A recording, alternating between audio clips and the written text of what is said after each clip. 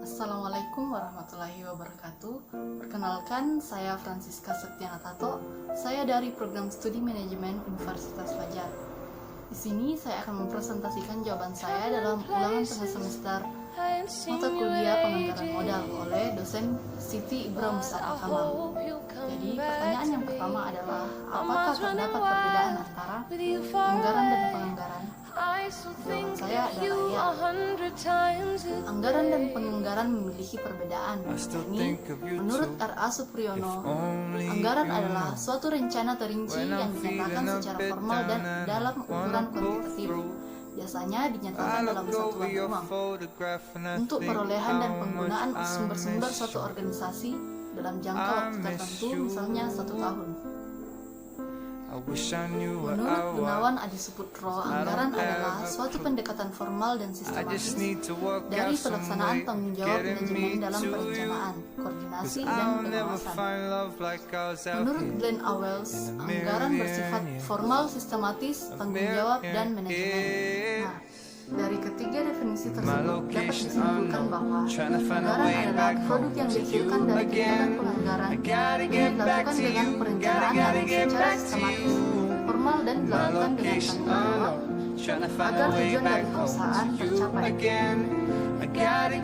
Sedangkan definisi penganggaran adalah suatu proses tahap persiapan penyusunan rencana, perencanaan berbagai informasi yang diperlukan, pembagian tugas perencanaan, penyusunan rencana, implementasi dari rencana tersebut, hingga pada tahap pengawasan. Produk dari penganggaran adalah anggaran budget. Pertanyaan yang kedua yaitu, jelaskan secara terperinci proses sebuah perusahaan membuat anggaran. Jadi jawaban saya yaitu proses menyusun anggaran keuangan perusahaan manufaktur. Pada umumnya, proses penyusunan anggaran bisnis satu dengan bisnis lainnya sama, hanya akan ada sedikit penyesuaian saja. Untuk kegiatannya, berikut langkah menyusun anggaran yang baik dan benar. Yang pertama, penentuan pedoman anggaran. Pedoman ini dapat dibuat berdasarkan anggaran belanja selama 1 tahun sebelumnya dengan penyesuaian kegiatan tahun anggaran berikutnya.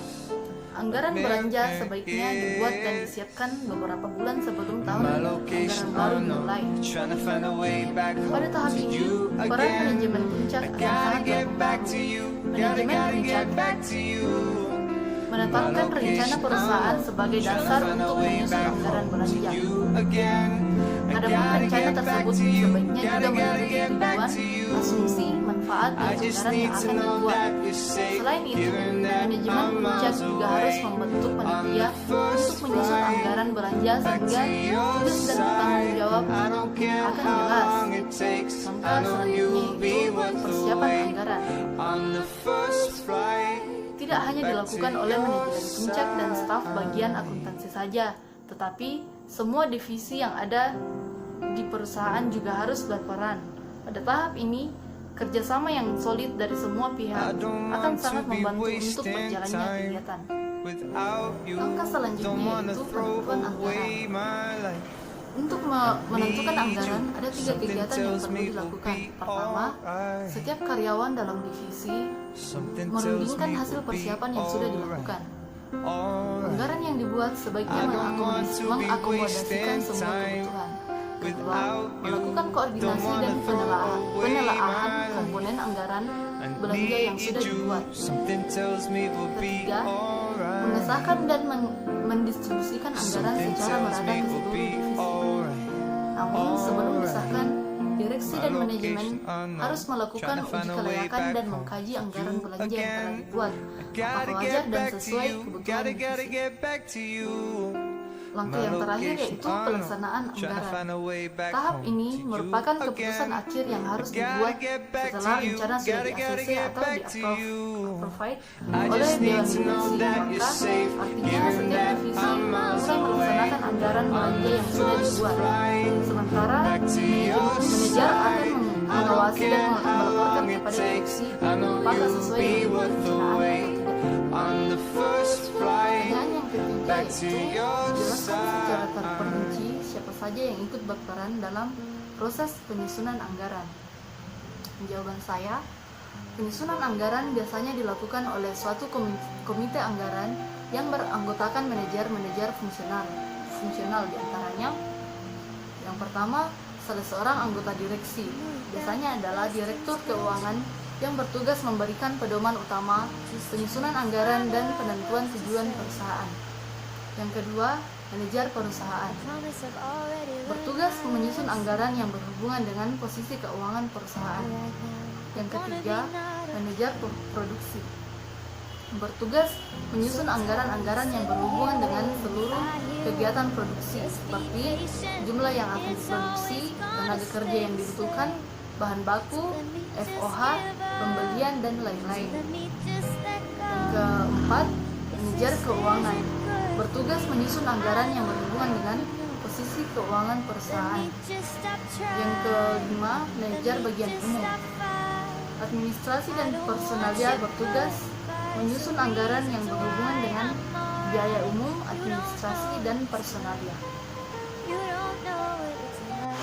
Pertanyaan yang keempat yaitu, kemukakan pendapat kalian mengenai anggaran yang ideal itu seperti apa? Jawaban saya, suatu sistem anggaran dikatakan ideal jika yang pertama, sistem penganggaran mampu menciptakan kongruensi tujuan atau goal kongruensi. Kongruensi tujuan yakni tujuan perusahaan harus selaras dengan tujuan manajer-manajernya sebagai individu. Yang kedua, sistem penganggaran itu mampu mendorong para manajer untuk mencapai tujuan organisasi dengan cara yang presis.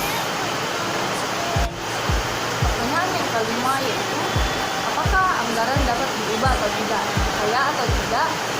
Berikan analisisnya. Jawaban saya, jika anggaran sudah disahkan, maka anggaran tersebut tidak dapat diubah kecuali dalam hal khusus.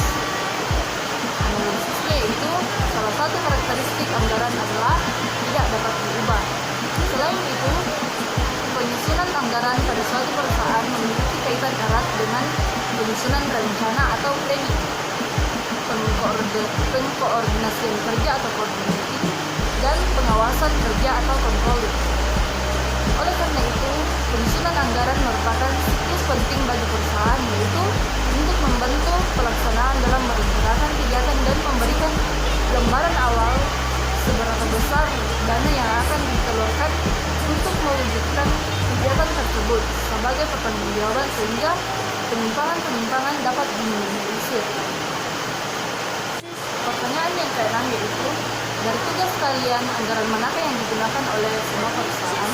Berikan penjelasannya. Jawaban saya, anggaran yang digunakan oleh semua perusahaan adalah anggaran penjualan.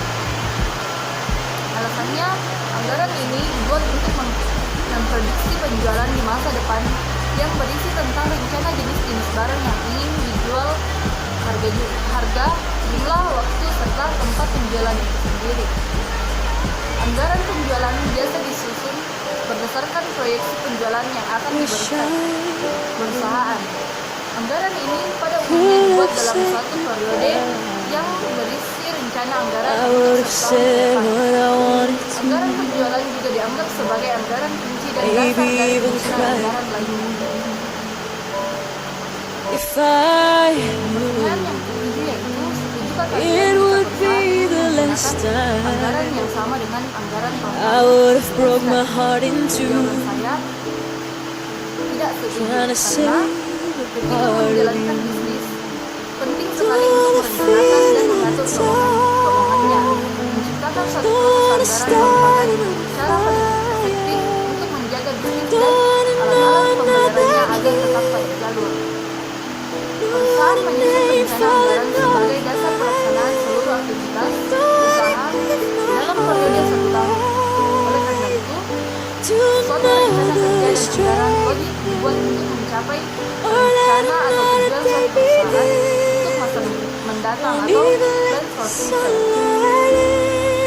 Guna mencapai rencana tersebut, maka perusahaan harus menentukan langkah atau tindakan apa saja yang harus diambil guna rencana tersebut dapat tercapai, dan disinilah perusahaan akan membuat rencana kerja. Biasanya rencana kerja ini berpedoman pada data aktual pada tahun-tahun sebelumnya. Demikian presentasi dari saya, kurang lebihnya saya mohon maaf.